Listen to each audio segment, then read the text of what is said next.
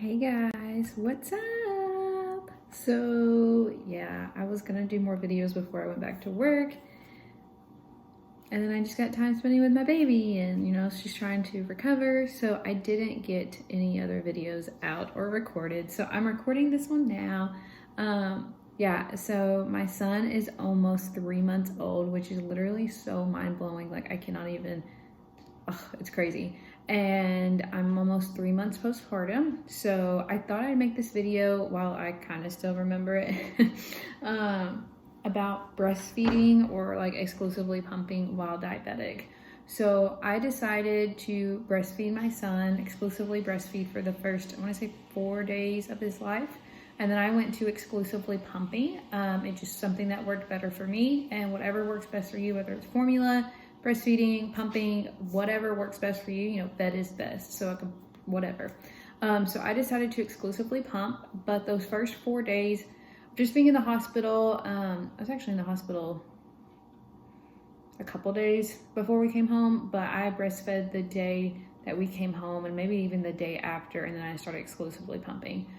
So I don't know if you guys know this or not, but breastfeeding really affects your sugar.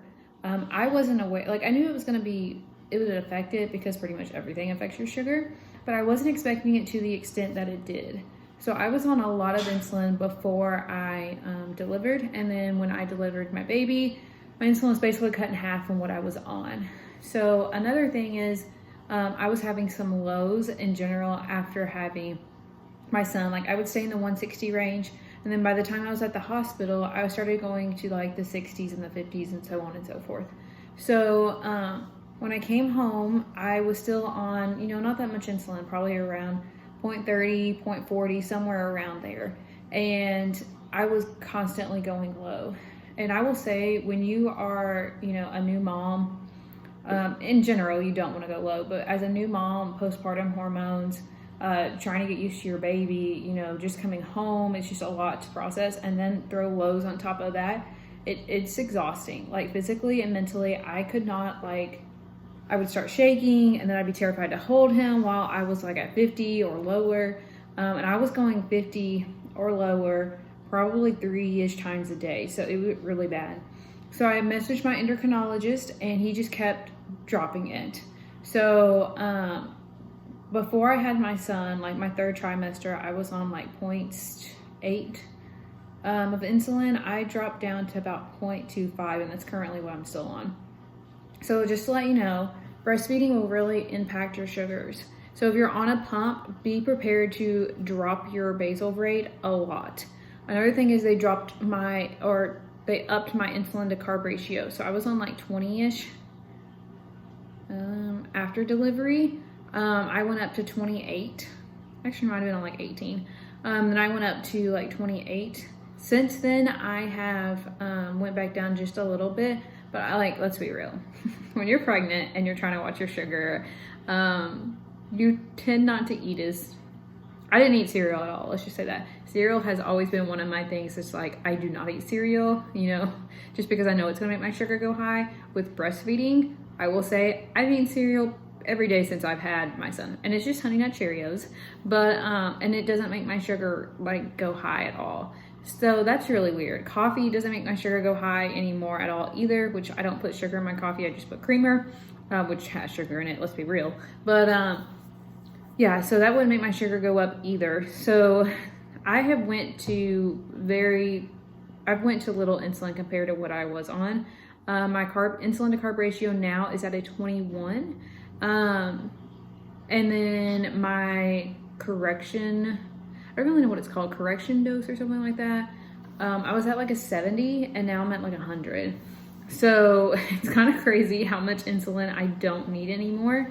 Breastfeeding, you need the calories, you need the carbs. So trying to get out of the mindset, especially when I first delivered, of saying, hey, I really need to watch my carb limit, because I was on a pretty heavy carb limit when I was pregnant, going to now when I don't necessarily have to be on a carb limit.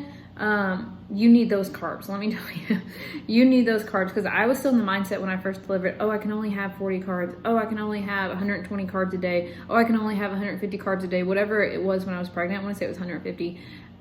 don't follow that. I even messaged my diabetes person, like with my MFM, and she's like, don't worry about it anymore. Like, you need those carbs to fuel your food for your baby.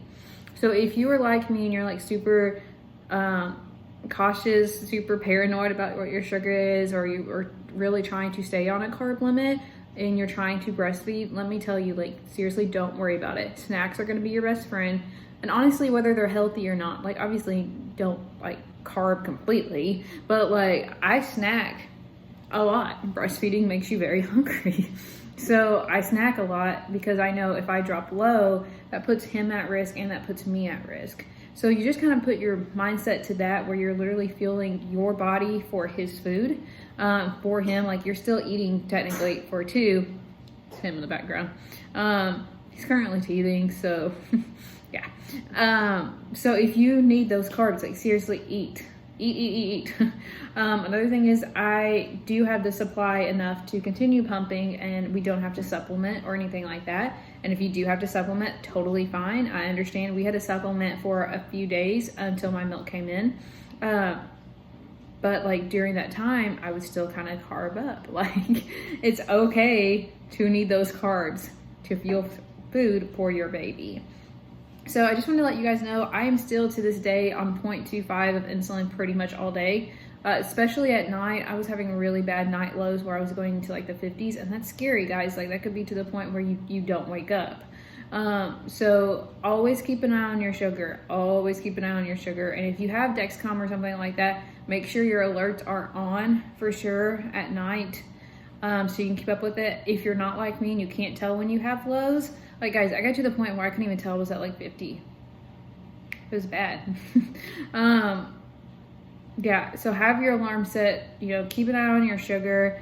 Another thing is, like, stay hydrated as much as you can, especially while breastfeeding. I still drink water like crazy, but drinking all that water also kind of, I don't want to say like balances my sugar, because it doesn't always balance it, because then it sometimes goes lower. So like, make sure you're eating enough carbs if you're drinking enough water, so that it's kind of a balance there too. You need that water, you also need those carbs too. So I just wanted to pop in and let you guys know that if you're like me, I had a lot of lows when I first delivered my son. I had a lot of lows for like the first month, even a little bit in the second month.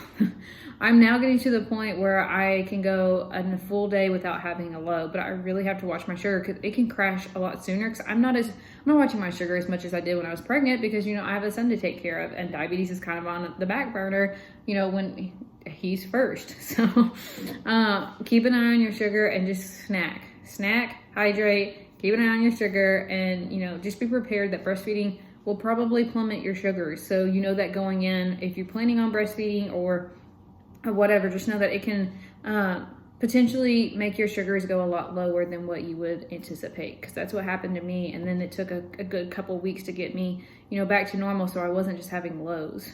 And also, when you're at those lows, like, you're emotional, you feel like you're gonna pass out, you wanna lay down. So like, my husband was picking a lot of the slack up. I was also recovering. So, you know, just be aware of your lows, because more than likely it will plummet. But anyways, if you guys have any questions, leave them in the bottom below, leave them in the comments, and I will check them out, because I really think it's important, you know, as diabetes, we come together as a community to, you know, prepare new moms for the drop in, you know, the sugar change, because it can be a lot. It can be a lot, mentally, emotionally, and physically. All right, guys, if you like this video, please give it a thumbs up and subscribe. Bye, guys.